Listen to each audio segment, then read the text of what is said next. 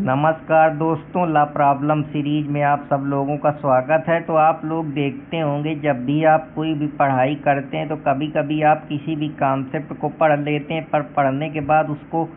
जो भी पढ़ा है उसको कैसे अप्लाई करें देखते हैं कि आप लोग उस काम को जब करने बैठते हैं तो आपको चीज़ें याद तो होती हैं, पर वहाँ पे आप ये दिमाग नहीं लगा पाते कि इसको कैसे सॉल्व करा जाए। तो इसकी प्रॉब्लम क्या है, क्या क्या दिक्कतें हैं जिसकी वजह से चीज़ें हमको नहीं याद हो पाती या हम उसको अप्लाई नहीं कर पाते पर्टिकुलर सिचुएशन पे।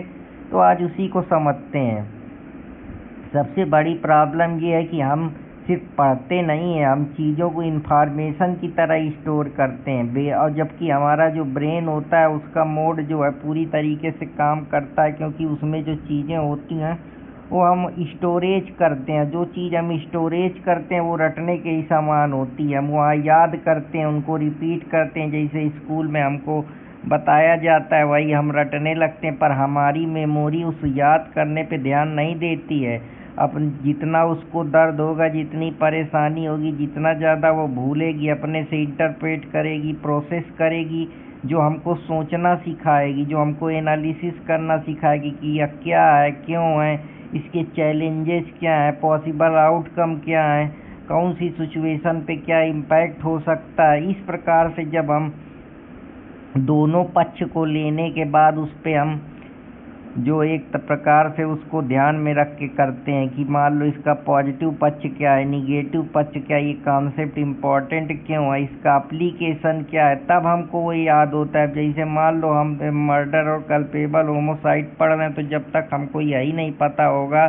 कि इंटेंशन क्या होती है, बिना इंटेंशन कहाँ पे ज़रूरी है,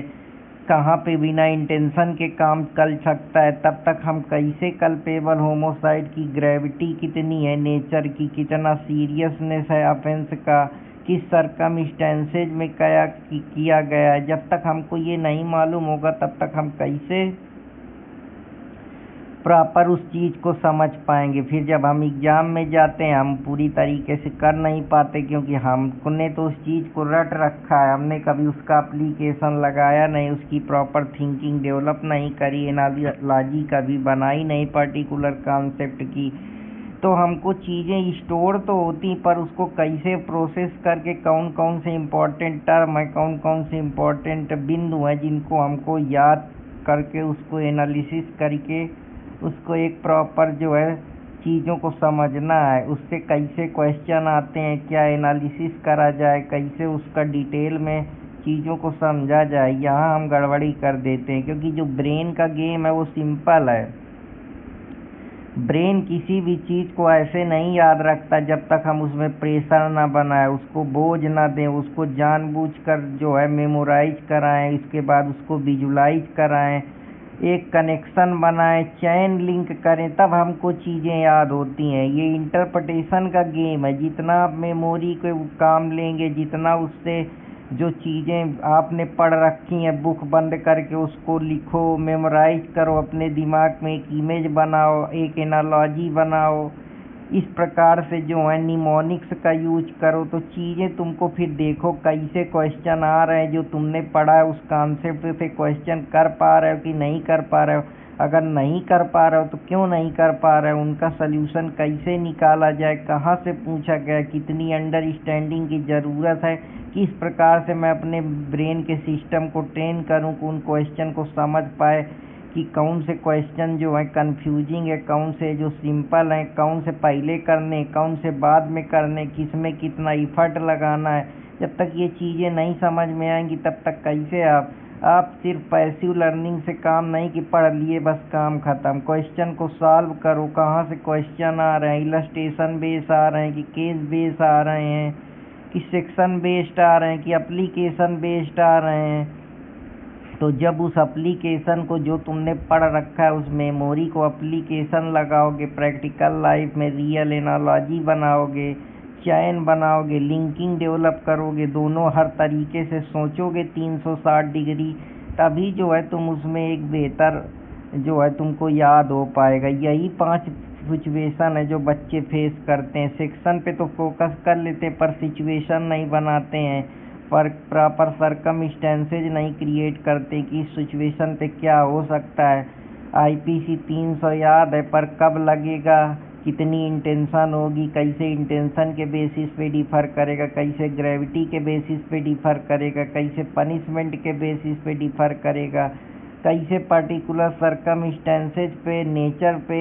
और इंजरी के बेसिस पे चीज़ें बदलेंगी। जब तक हम ये नहीं समझेंगे, हम ग्राउंड रियलिटी प्रैक्टिकल दुनिया को नहीं समझेंगे, हम लॉ को लॉजिक और एप्लीकेशन की तरीके नहीं देखेंगे, तब तक हमारी पढ़ाई सिर्फ एक ही डायमेंशन की होगी। हम थ्योरी पढ़ेंगे, प्रैक्टिस करेंगे नहीं, क्वेश्चन लगाएंगे नहीं, प्रीवियस ईयर के क्वेश्चन को समझेंगे नहीं, या इस नो वाई यस वाली थिंकिंग नहीं डेवलप करेंगे, तब तक चीज़ें कैसे होंगी। ऐसा हो क्यों रहा है, इसका इम्पैक्ट क्या है, चैलेंज क्या है, इंग्रेडिएंट क्या है। इस पर्टिकुलर सिचुएशन में अगर लॉयर होता, जज होता, तो वो कैसे सोचता। तो आंसर हमको याद नहीं करना है, हमको उसके पीछे की रीजन समझना है। जो हमने आंसर गलत लिए क्यों गलत हुए, कि हम फियर में जल्दी के चक्कर में पड़ गए, या हमने रटाया, या हमको कॉन्सेप्ट सही समझ में आया है। तो हमको रिवीजन करना है, पर एप्लीकेशन के साथ करना है, दोबारा पढ़ना है, पर उसको अप्लाई करके पढ़ना है। तब जब आपकी जो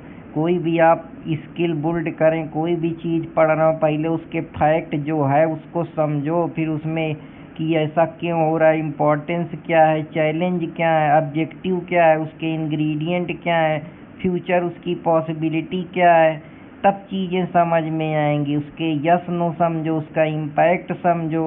उसका एप्लीकेशन समझो कि अगर इंटेंशन है तो मतलब मर्डर है, नॉलेज है तो कल्पेबल, होमोसाइड है, एक्सीडेंट है तो एक्सीडेंट के मामले हैं। तब जैसे आइडेंटिफाई करोगे तो गलत आंसर समझ में आएगा कि यहाँ क्या कमी थी, मैंने इंटेंशन गलत कर दी, कि नॉलेज गलत कर दी, कि रियल जो फैक्ट था उसको मैं लॉ से कनेक्ट नहीं कर पाया, जोड़ नहीं पाया। लॉ की एक मैपिंग बनाओ, जो सेक्शन है उनका इंटरलिंकेज करो, उसको प्रैक्टिकल लाइफ से जोड़ो, उसमें रियल एनालॉजी बनाओ, कौन सा सेक्शन यहाँ फिट होगा तो क्यों होगा, अगर इंटेंशन है तो मर्डर बनेगा, अगर क्लियर इंटेंशन नहीं तो कल्पेबल होमोसाइड बनेगा। डिसीजन मेकिंग की मैं इस आधार पे ये डिसीजन ले रहा हूँ, तब तुम फाइनल आंसर को चूज करोगे, तब तुम उस चीज़ को समझ पाओगे, उसका एप्लीकेशन लगा पाओगे। यही तीनों चीज़ें मिलकर तुमको जो है सिलेक्शन के पास ले जाएंगी। जब तुम सिस्टम समझने लगोगे, लेयर बनाओगे, हर टॉपिक को 2 लेयर से पढ़ोगे, पहले कॉन्सेप्ट पढ़ोगे, फिर उसका एप्लीकेशन लगाओगे, उसके साथ एग्जाम्पल, MCQ, केस ला, ये सब क्वेश्चन। हर टॉपिक को पढ़ने के बाद जो तुमने पढ़ा ये देखो कि तुम उससे कितने क्वेश्चन सॉल्व कर पा रहे हो, MCQ, प्रैक्टिकल या एप्लीकेशन बेस्ड। उसी हिसाब से तुम अपने ब्रेन को जब ट्रेन करोगे, ब्रेन यूज टू हो जाएगी। जब तुम सोचना, एनालिसिस करना, yes and why, how, where, when, ये सब चीज़ें, एप्लीकेशन, चैलेंज, ऑब्जेक्टिव, हर चीज़ समझ में आएगी, प्रैक्टिकल एप्लीकेशन समझ में आएगा। जब तुम बेसिकली लॉयर और जज की तरीके सोचना शुरू करोगे, जज अगर होता इस सिचुएशन पे तो कैसे करता, ये क्लियरिटी जब तुमको बिल्ड हो जाएगी तो तुम्हारी मिस्टेक जो तुमने करी है कि मैंने यहाँ ये सेक्शन क्यों गलत लगा दिया, उसको लिखो, उस गलती को लिखने के बाद एनालिसिस करो, यहाँ गलत हुआ तो क्यों गलत हुआ। यही जब सब चीज़ें तुम देखोगे कि जो केस ला है उनको अपने जो ला पढ़े उससे इन प्रैक्टिकल दुनिया से जोड़ो, कि मैंने ये अगर मान लो रिलेवेंसी पढ़ी तो रिलेवेंसी का इस केस से कैसे इंटरलिंकेज है, या और कोई चीज़ है। तो जब तुम 3-5 केस सॉल्व करोगे रियल एग्ज़ाम में, जैसे क्वेश्चन आते हैं उनको एनालिसिस करो, उनको घर में लगाओ, तोड़ो, चेक करो कि उसमें इंटेंशन का गेम देखो, उसमें इंजरी का गेम देखो, उसमें नेचर सीरियस कितना, ये देखो, फैक्ट को आइडेंटिफाई करो, फिर थ्योरी को एप्लीकेशन में लगा के देखो, ऑप्शन एलिमिनेट करो कि ये क्यों होगा, ये क्यों नहीं होगा। जब तुम गेस सिर्फ नहीं मारोगे, सिर्फ समझोगे, जैसे कि गुस्से में किसी ने मार दिया तो अब तुमको मालूम है कि सडन लड़ाई हुई है तो ये लॉ में एक्सेप्शन है, इसलिए ये मर्डर में नहीं आएगा। जब तुम ये थिंकिंग डेवलप करोगे तब तुम जो है चीज़ों को आसानी से समझ पाओगे। तो तुम्हारा डेली रूटीन यही कि 1 घंटा हमको प्लान करना है, 20 मिनट में हमको कॉन्सेप्ट समझना है, फिर उस कॉन्सेप्ट के 20 MCQ लगाने, 10 मिनट अगर कौन सा MCQ गलत हुआ है तो उसकी मिस्टेक को एनालिसिस करना है, फिर 10 मिनट उस पूरे कॉन्सेप्ट को रिवाइज करना है, आप अब बर्डन नहीं डालने हैं। जब तुम ये 20-30 दिन करोगे, क्योंकि धीरे धीरे वो आइडेंटिटी जो तुम्हारी है वो हैबिट में बनेगी, तो 30 दिन के बाद तुम में बदलाव दिखेगा। तब तुम्हारी देखोगे कि ब्रेन तेज हो गई है, फास्ट सोचने लगे हो, क्लियर आंसर दे रहे हो, क्योंकि तुमको मालूम है यहाँ कौन सा कॉन्सेप्ट लगेगा, कन्फ्यूजन कम हो जाएगी और धीरे धीरे यहीं से तुमको कॉन्फिडेंस मिलेगा और चीज़ें तुम्हारे लिए आसान होंगी। तो आशा करता हूँ कि आप लोगों को पसंद आएगा। अगर पसंद आए तो चैनल को फॉलो कर लें, चैनल को लाइक सब्सक्राइब करना ना भूलें। जय हिंद दोस्त।